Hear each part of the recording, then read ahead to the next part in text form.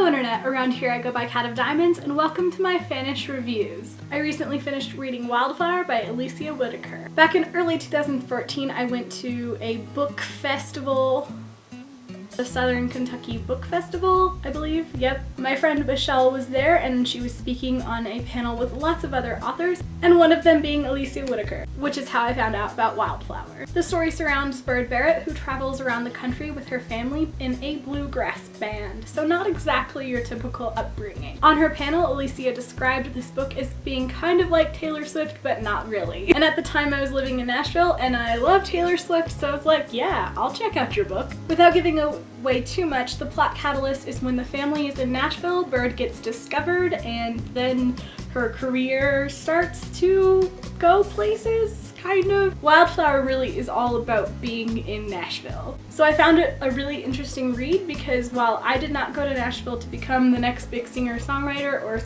or singer, it was a really interesting book because I lived there. This is a very squeaky clean version of what does happen to people when they move to Nashville. Or really, it's the squeaky clean version of what people hope for when they move to Nashville. On top of that, there were lots of little Nashville specific goodies, so when the characters were talking about it, I actually knew where those places were. The story ends rather abruptly, and so if you don't realize that this is beginning to a series when you're reading it, you're like, what? While it was a really cute little ride through the whole book, you should know up front, unlike me, that this is the beginning of a series.